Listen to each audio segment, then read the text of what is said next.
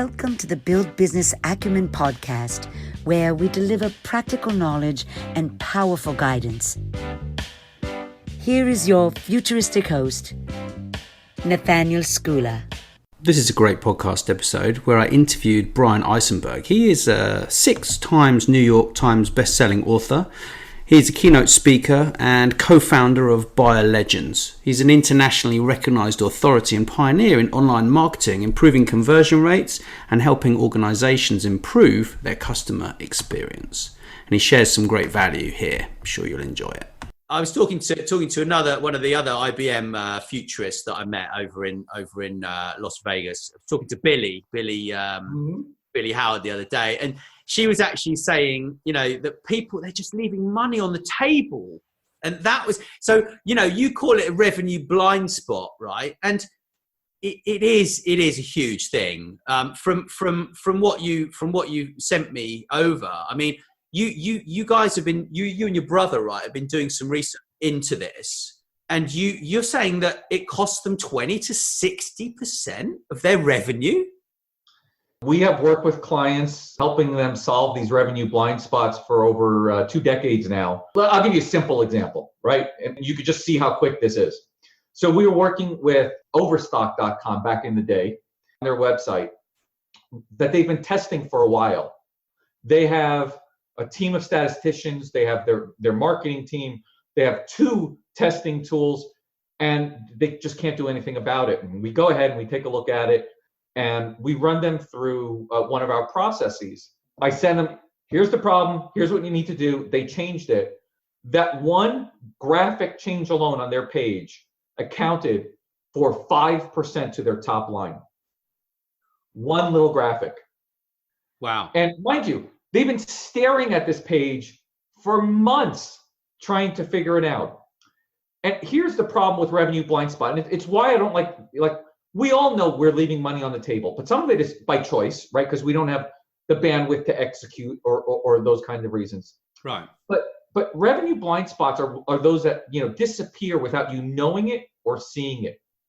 It's like heat escaping from a poorly insulated home or water leaking from an old bucket, right? It's just happening. It's these daily deaths by 1,000 cuts. And if you think about companies like Sears, right, is the biggest one that we can think of today, right? So relevant. Yeah. It's not one thing that destroyed them, that they lost 20 to 60% of revenue. It's these little tiny blind spots where they couldn't execute. Some of them were as small as paper cuts, and others ran much deeper. Now, in the case of Overstock, it was a perspective issue, right?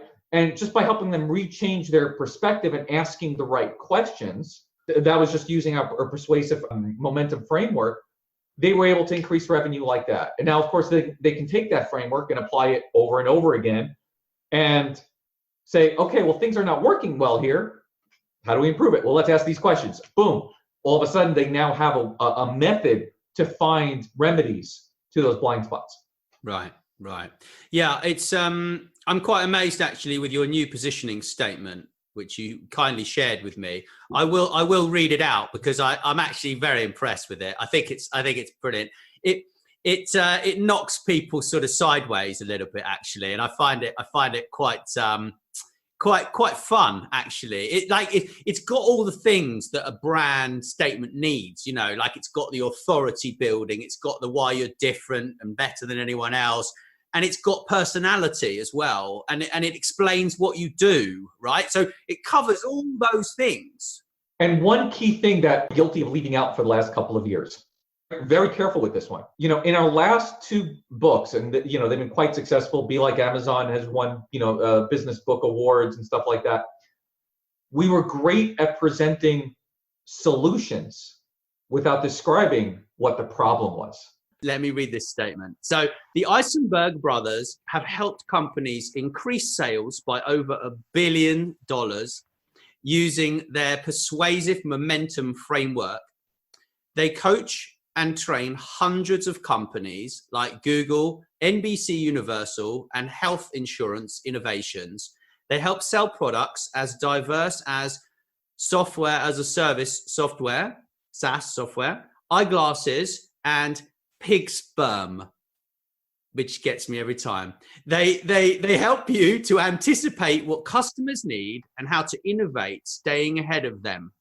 And I just think it's great. I know it's almost finished, right? So, you know, like you guys use a similar process as I do to doing the brand wording, right? And it's so exciting, like to work. I know I'm working on some wording at the moment because I think what you do, right, is basically you don't go into a business and teach people business acumen. You go into business and you actually show people the blind spot and you say, this is your blind spot. Would you like help? And they say, yes, please. You say, all right, I can fix it, right? Well, it's a combination of things. Yeah. So our goal is to go in and train them to find their own blind spots. Okay. Right. It's to pass on the frameworks and the understanding on becoming more effective themselves, right? Because, you know, this brings me back to my old college days. There's a level of self-disclosure called the Johari window, right? Developed by a guy named Joe and a guy named Harry. And what it says is there's a part that's known to you, let's say you're my customer, and there's a part that's known to me.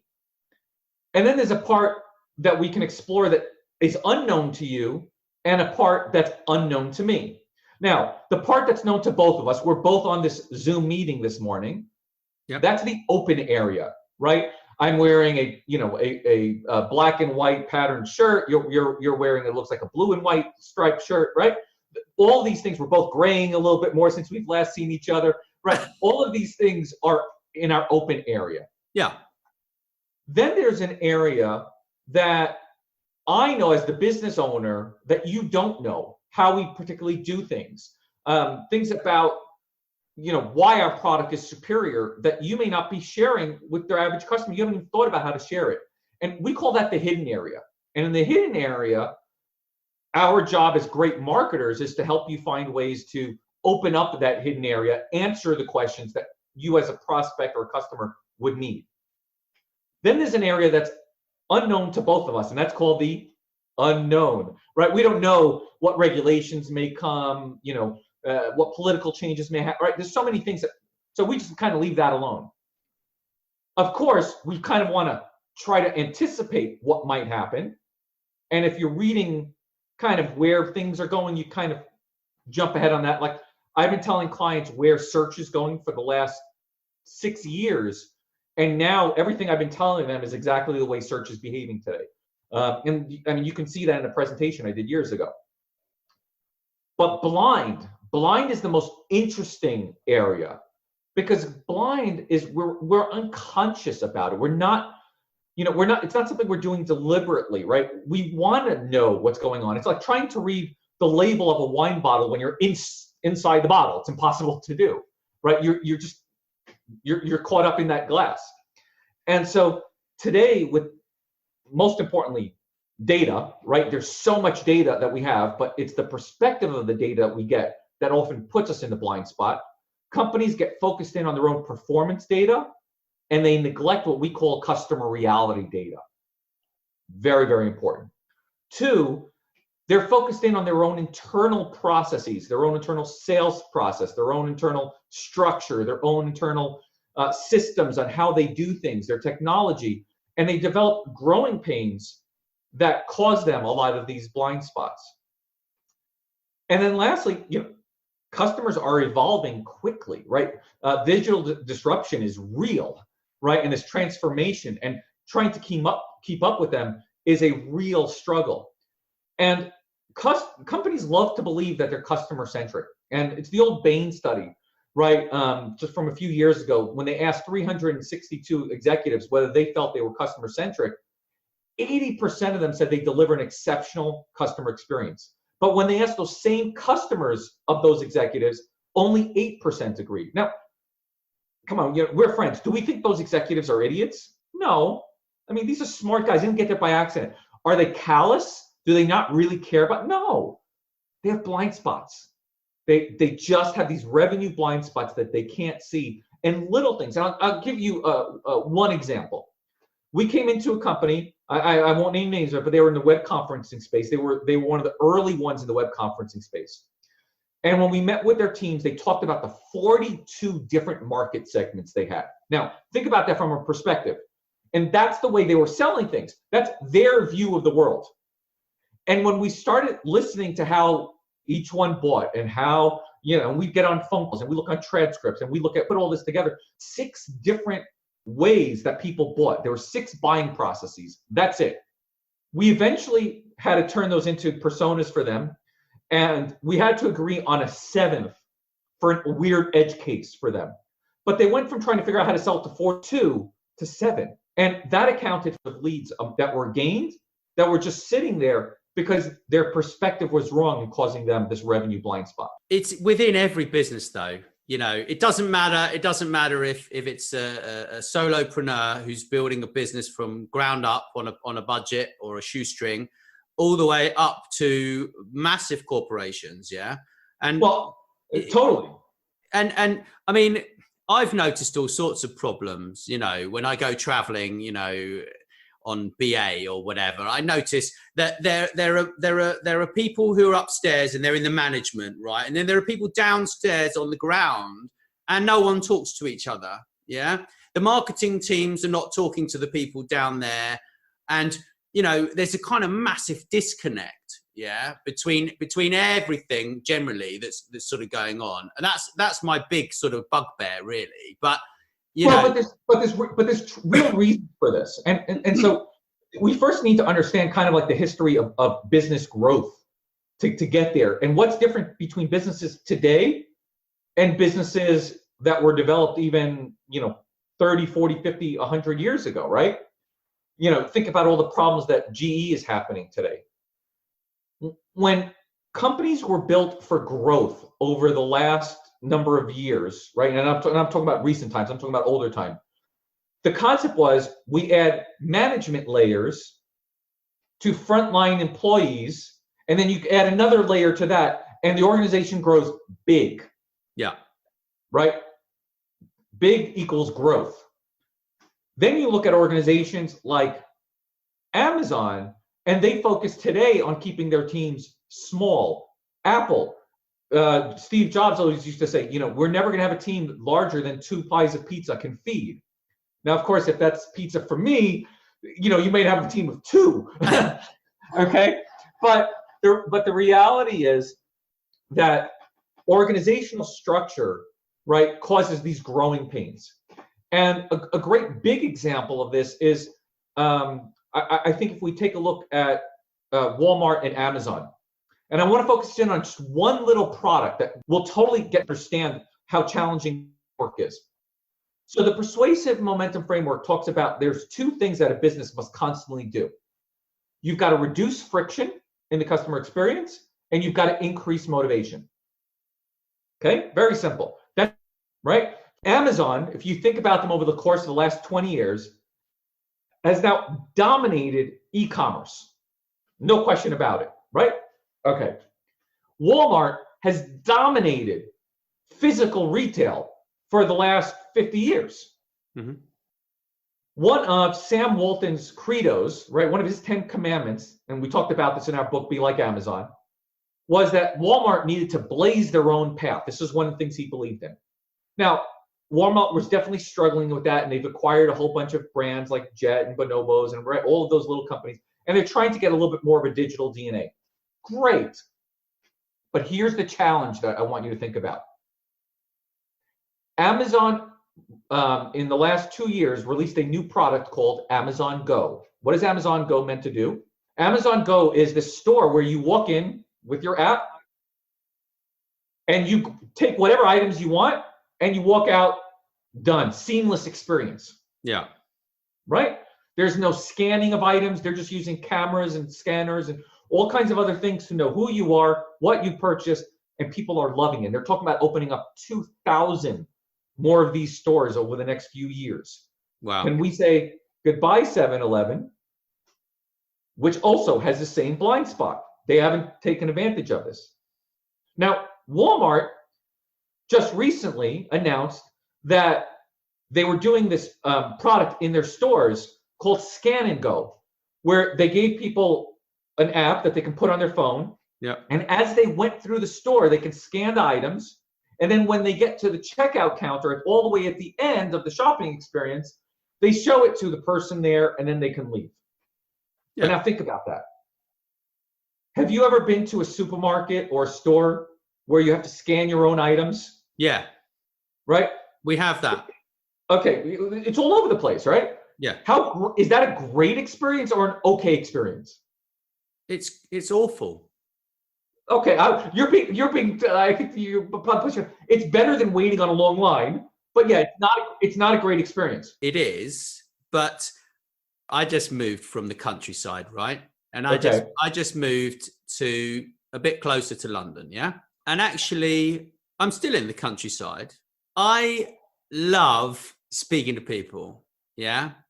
What I don't appreciate is being employed by a business, yeah, to do their work and to not get paid, yeah. So that goes for EasyJet, yeah. It goes for any business that wants me to scan my own items, yeah, right. They should pay me, yeah, to do that. Correct. So this is the problem. They thought friction in the wrong way. They thought the friction was the fact that you needed to scan at the end. That was their perception of friction. What they don't realize is that scanning by itself, right? Whether they have an employee do it or I do it, is a friction point. Nobody wants to do it. Now, Walmart has endless resources. Yeah. Endless. They've been in physical retail for way more years than Amazon has ever done. But who is the one who innovated on a seamless, frictionless experience for their customer? Yeah. It's Amazon. I agree. And this is the challenge that organizations have. I was just asked by a friend of mine talking about, Amazon's about to enter his country. And I said, what makes Amazon succeed is that they take data to serve customers really well. That's what they mean by customer centric. Using data that they collect. And that's why if you look at the success of Prime, it's happened from the moment the iPhone was released. Right. They were growing. But iPhone released, and all of a sudden now I can shop here on my desktop, all seamless, all together, all one unified experience. No one else did that. And this is the single best device in the world to collect data on your customer with, because they've got it all the time on them. And now I can serve them exactly what they need. Never forgetting how lazy they are, because now, think about it, more people shop, whether it's B2B or B2C, sitting like this, possibly in a stall. I'm not going to give you the whole visual, okay? But that's become one of the two most popular positions for online shopping. It's because we're not going into the second one. It's because they get away from their wife. It's the only place where she leaves him alone. or they're taking their break from work, yeah, and they're going to the toilet and they're doing their shopping on there. Yeah, yeah. Right? And so when we realize that, and we realize it's not that I don't want to be on here, but I don't want to have to do your work. And so they missed innovating on behalf of the customer, and they just removed the wrong friction point. The same example, by the way, you can look at this, Poo-Pourri is one of my other examples of this, right? Think about the growth they've had over the last few years. If I would have asked you 10 years ago, man, your bathroom stinks, what do we do about it? What would be the brands that you would think of? 10 years ago? 10 years ago. I have no idea. Your bathroom probably stunk back then. No, I left that up to the missus. That's why I left her. Got it, okay. It would have been Lysol or Febreze. Yes, Febreze, yeah. Right? Lysol's the older one, Febreze a little newer, right? But Poo-Pourri said, no, the friction is not in the elimination of the odor afterwards. It's in not letting the odor be there at all. Yes. And so it's the same thing as Walmart and Amazon. You have to find the real source of friction and eliminate it. That's what gains you huge momentum. Coming back to the iPhone. When you think about Steve Jobs, when he first announced the iPhone, okay, and this is how brilliant this is when you really understand how the model works. the first thing the original iPhone did is it reduced a lot of friction from your current phones. Yes. But it was very expensive to not have a keyboard, to have this all screen, to do all these things. And so he had to build in all these other apps to increase the motivation for us to spend the money, because we weren't spending money on phones beforehand. They were given away, right? But he had to increase the motivation. Now, everybody owns a smartphone. Steve Jobs sadly passed away. He was brilliant at innovating on behalf of customers. And now, everything that you see that Apple does is an incremental improvement, right? Because they're so operationally excellent under Tim Cook, who is their COO, their chief operating officer, that all they do is they make the screen bigger, they make the processors faster, they go full screen. They're not really doing revolutionary new innovation at this point. The key is to have a system where you're both reducing friction and increasing motivation. Or as we talk about in Be Like Amazon, you have this flywheel that focuses in on customer-led innovation on one side. On the other side, great operations and continuously improving those operations, and then moving that cycle over and over again, faster and faster. Lots of little teams, like an octopus in every little part getting their tentacles. And that's why you see Amazon's growth the way they are today. And they are formidable. And the only advantage that companies have today when they go to new markets is they don't know the local customer. So there are differences. That's why they're struggling, like in China, right? And they need to find all the ways to have the infrastructure in place to reduce friction, and that takes time. So I like to tell companies today, one of their big blind spots is they think they're customer centric. No. You need to be like Amazon. Understand how they're doing it, because it's the only way to compete with them. Yeah. Well, I have the book, but it had a different name at the time. Oh, you have one of the early versions. Yes. Yeah, I've got the early version, and I really enjoyed reading this book. I really did enjoy it. There's the newer version. There you go. Yep. So yeah, so I really enjoyed reading that book. I think it's a brilliant book, absolutely brilliant. And you know, it's amazing. You know, you're over across the pond there, and and we just think so alike. Like reading that book, I was just like, that's just so spot on, really. But not a lot has actually changed in business, yeah, over the years. Not a lot's really changed, right? All that's really changed is there's more data, okay? There's faster analysis of data, right? Correct.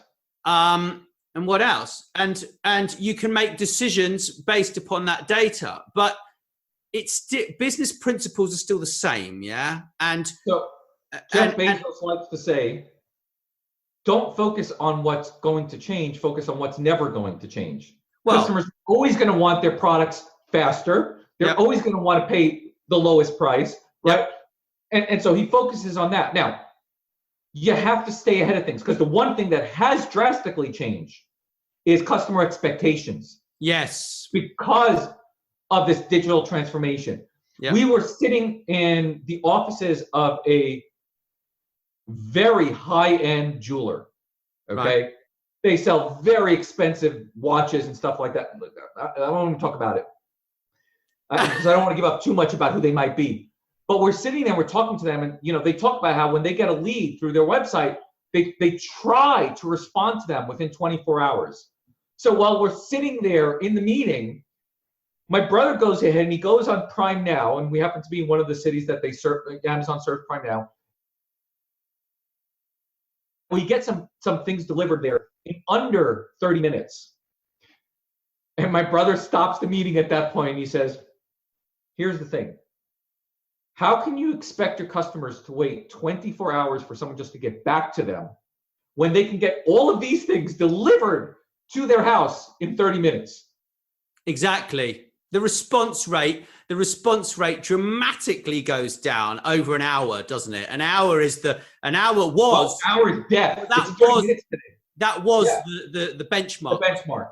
Yeah. Yep. But it's a very interesting time right now. And I just think that what it is, right, is that people expect more. There's no doubt about it. They expect everything really fast, with a smile, really good service, really great product, good price. They expect it. Yeah. If you can produce that, and you can build a great experience, for them, right? Yep. Then you're going to hang on to those customers, and then you're going to continue to build on that revenue, right? But customers now are fickle. Yeah. Fickle is one of my favorite words. as we wrote about in Waiting for Your Cat to Bark over a decade ago, right? Customers are a lot more like cats than they are dogs. Yes, they are. So we don't have time to put up with bullshit. Yep. All right. By the way, that's the Brooklyn technical term, so it's allowed. Okay. Yep. We want to be entertained. We want to be educated. If you're not doing that edutainment, you are hurting yourself, and you've got to constantly be on this.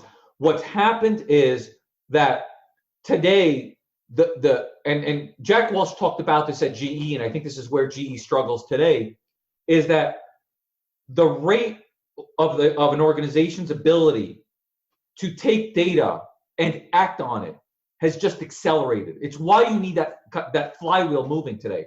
So it's why you and I are both so excited about things like artificial intelligence and these algorithms that are occurring today, because I can pump in these massive amounts of all kinds of data, video data, picture data, location data, sales data, performance data, customers moving. I can take all this data and let the algorithm surface things for our teams to execute on. And we just need to know, and we need to develop those action plans on how to take data to action seamlessly, and let the algorithms with our analysts get insights quickly and turn them into action. Because if we don't do that, we're going to let the Amazons basically steamroll over us. Oh yeah, and Amazon don't care, and they want everything. They want to own it all. Yeah. Well, it's funny, it occurred to me today, and again, I'm not sometimes the brightest guy in the world, but if you've read The Everything Store, right? When Jeff Bezos first started Amazon, even before he launched it, remember, he launched as a bookstore. His goal was to be think about that, we're going to be a stickler for the words, Earth's most customer-centric company. Earth. Yeah. Everyone thought he was a little U.S. bookstore. No. He had global ambitions day one. Yeah. Most means he's got to be better than everyone else. Yep. Okay? Customer-centric. Customer-centric is not, I make you feel good. Yes, that's one quality of it. That's one aspect of it. There are many ways to be customer-centric. But what he knew about digital business that every other executive missed out on, and they underestimated his ambitions, and this is why retailers have been kind of like laying over the last 20 years, okay? Not understanding his ambitions, and he's just steamrolled over them. Because what he understood was customer-centric means I take every data point, everything you read, everything you buy, everything you gift, everything you wish list, everything you share, every affiliate site that you visit, everything you highlight in a Kindle, every show that you watch, where you pause it. I can take all those pieces of data and use that to serve you a better experience, to serve you what motivates you. And when I do that, I now can be Earth's most customer-centric company. And unfortunately, too many companies, and even today, and as much as I've been trying to help people, they need to be like Amazon over the last number of years, they're still waiting for something to drastically change. And what I'm telling them is they're great companies. They have a lot of great things inside of them. They just need to react to these revenue blind spots and put in the systems in place so that they can grow the way Amazon grows. Yeah. Yeah. It's a very interesting conversation. We could talk about like management styles and, like I have all sorts of conversations with people about management, and like having what you said at the beginning when we were talking about like the way that they just grew the business and put all these new management structures in. It's like, it needs to be flat. it needs to be flat and it needs to be consensus, and that's it. I mean, it's pretty simple, except for when there's a problem and someone needs to turn around and go, yeah, you need to do this. Because if they don't have the skill and they can't come up with the solution, they need someone who can, who turn around and just bash them and say, look, you need to sort it out. So that's my attitude about it. My favorite example of last generation innovation, right, of customer-centric consulting was the person who created the line, please hold on, your call is very important to us. And you're sitting there waiting, knowing that, no, it's not. But then you finally get in touch with somebody and they don't have any answers for you and they have no authority. And then you're trying to figure out what magic words can actually get you to a manager who can actually do something for you. So now you finally get through, they do something for you, they resolve your problem in 4 minutes and 30 seconds. The executive team says, oh, we did a great job because all the surveys say we resolved them quickly. But meanwhile, you and I are pissed off, again, technical term from Brooklyn, okay? All right. That we had an awful experience and it rubbed off on us. Now, what makes it possible today to have these flat structures, you give people authority. If they abuse it, you have the data to show it. You cut it off real quickly. Yeah. But you have to be able to react in real time. Yeah. And the problem is you add lots of management layers and you no longer can move quickly. Like my friend who used to work at Procter & Gamble used to say, they're like a dinosaur. That head on top can see from miles and miles away, okay? Gives them a huge advantage. But to move that big body, okay, is very difficult to do. And so our job today is to start thinking about organizations and how do we make them more nimble? How do we let data flow through them? And how do we use a number of different processes to reduce our revenue blind spots? Well, it's been a joy speaking with you, Bryan, which is absolutely, we can talk about acumen as a different part. It's growth. Yes. Right. We all have our own personal blind spots. Yep. Right. We all get really good at certain things, and if we don't become lifelong learners, we're dying a death of 1,000 cuts, just like Sears did. To get hold of you, Bryan, people visit where is the best place? So they can find me at buyerlegends.com, or of course anywhere in social media. I'm on LinkedIn, I'm on Facebook, I'm on Twitter, I'm on Instagram. I'm happy to connect with people wherever they want to meet me. Thanks so much for listening. Please subscribe, and wherever you prefer, share with your friends. And if you enjoyed the show, drop us a review on iTunes or wherever you listen.